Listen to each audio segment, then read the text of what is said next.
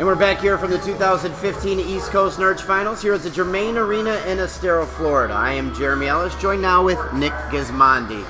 And before there was a Jeremy Ellis here at NARCh, there was Gizmo, as he's affectionately known. Gizmo now cuts his teeth for the Universal Sports Network. And he is here to help us out with our Universal Sports Special. We did it last year, we did it again this year, Nick. Tell us a little bit about what people can expect from this year and the success of last year's show. Yeah, Jeremy, well, you were part of it last year, buddy, and I can't do it without you, but it was really awesome. The cool thing about it is that, I think people want to enjoy new sports and they want to see stuff, but anytime you're dealing with a network, there's that little hesitation. Is it going to be good? Is this something that viewers are going to like? And last year when we put the pro final on, we also kind of informed people about what NARCh was. People loved it. They were excited about it. They wanted more. We got an incredible response last year. I mean, it is truly as good as professional hockey, NHL level hockey, but it's quicker, it's higher scoring, it's faster pace, and I think that lends itself to the audience. And so everybody loved it. It was a no-brainer to come back and do it again this year.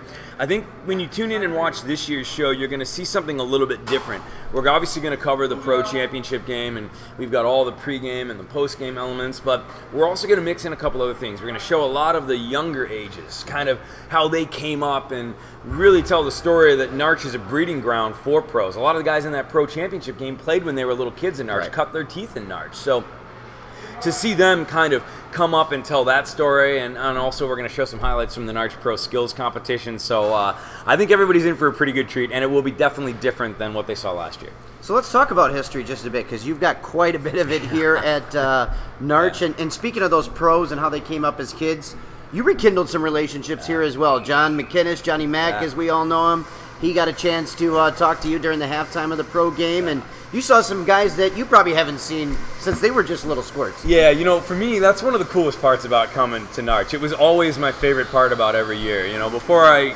got into the broadcasting career, or in my early days of the broadcasting career, I was a hockey guy. I played ice hockey growing up in Michigan, and then I started coaching roller hockey, and I fell in love with this game for all the reasons that we all fall in love with roller hockey.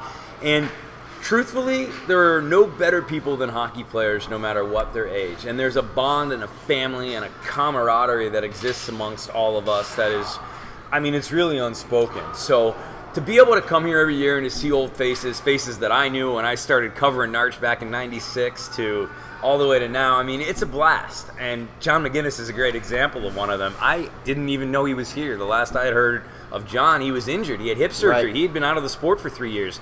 And that was a shame, because he was one of the most promising, talented, kindest athletes that you're ever going to meet. So you expect him to for sure be playing pro, and then had an injury, had hip surgery, got out of it for a while. So I literally walked onto the court to do the interview at halftime of the pro final, and it was Johnny Mac, and I'm like, well, I'm interviewing Johnny Mac, and he had scored a big goal to put the team up by a goal at that time. And the look on his face when he saw me and the look on my face when I saw him was, I wish somebody had a picture of that, because it says all of the things that both of us were thinking, and it really quantifies that this sport's about family. It's about growing up here, it's about relationships, and it's about a love for this game and for each other that you're not going to find anywhere else. And that's the best part about this, man. So you mentioned you go back to 1996, year over year coming back here. Real life intervened for a couple years where you weren't able to get back here with everything else that you have going on. But last year coming back, talk a little bit about that atmosphere, maybe some highlights, some memories that you remember over the course of almost 20 years of taking part in this event. Yeah, it was fun for me, because last year when I showed up, it was this big deal because, wow, Nick had to leave for a little while. He did his thing, and now he's back, and he's bringing a television show and a platform to get this out. And, that's kind of always been my thing, Jeremy. It's like, I want to do good for the people that looked out for me and took care of me. And this sport, especially Darren, Darren was a boss for a long time, but Darren's also family, known that guy for 20 years. So when you have that kind of a relationship, and a relationship with the sport and the people that play in it and the guys that run it now, it's about wanting to do good. So my favorite part about last year was being able to come back and being able to stand on a platform and get the word out about this amazing tournament. And then, from there, after the pro game, sitting up in the Breakaway Sports Pub and just, it's like a class reunion times 100 that is just amazing. And to get to hang out with the guys that I miss, the Chiveras, all the guys from Black Ice, Parker Conant, Nick Dowling, Chad Siebel, Joe Cook, all the guys that I've known for, my whole life, that have watched me grow up. Right. I was, 16 years old when I started in this stuff. To be now, it's pretty special just kind of overall.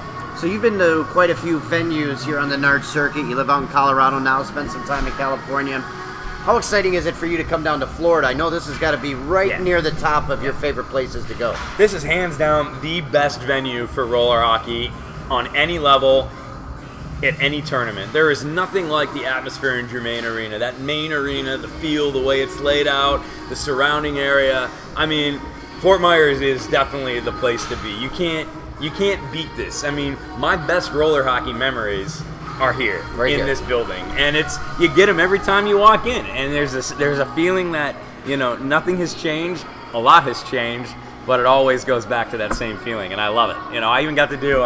You were very kind to let me jump on the mic yesterday for a skills competition for my surrogate nephew, Darren's son Rylan, and I had a blast. I mean, I had an absolute blast, and it brings back so many memories, and it's just a really great time. So let's talk real quick again about the special coming up on Universal Sports. We have a date, August 11th is when that's going to debut, and how can people find that, and how many times do we think that that's going to be on the air there? Yeah, absolutely. You're going to see it a ton. It's on Universal Sports Network, variety of channels depending on your provider. So the best thing to do is to go to universalsports.com. That's where you're going to be able to insert what your zip code is, and they'll punch in the channel and be able to tell you exactly where to watch that network at. And then stay up at NARCh.com. There'll be a coming press release here in a couple of days in terms of the time of the program. That's to be determined still, but it definitely will be on August 11th, and you're going to see it a ton. It'll air consecutively after that. You can follow myself on Twitter as well, at Nick Gismondi, and I'll be giving you updates there. And Jeremy, your social media, you'll have updates when it'll be on as well too. But August 11th is the date.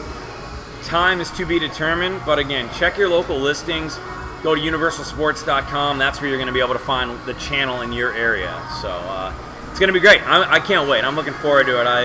I don't think I ever imagined that we'd have the NARCh finals on 2 years in a row on national television, and to be able to help that along is great. And I do want to say that it could not be done without you and all that you've done to help me be prepared for it and take me through everything and be my color guy, and also for Darren Goodwin. I don't think you will ever find another more passionate guy about this sport and about this tournament and about this game.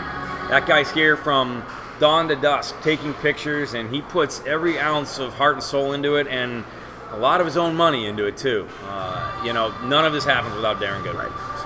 Well, you stole a little bit of my thunder, because I was going to thank you for giving me the opportunity to help you out on the Universal Sports. But let me say thank you for switching spots with me and letting me kind of drive the train a little bit on this. This is weird for me a little bit. I don't normally get interviewed, so I'm doing my best. All right, well, I'm Jeremy Ellis. He's Nick Gismondi. I'm not here without him. Remember, Universal Sports Network, August 11th, the debut of our special here from the NARCh Finals. 2015, East Coast, Germain Arena, Florida, our location. Thanks for watching.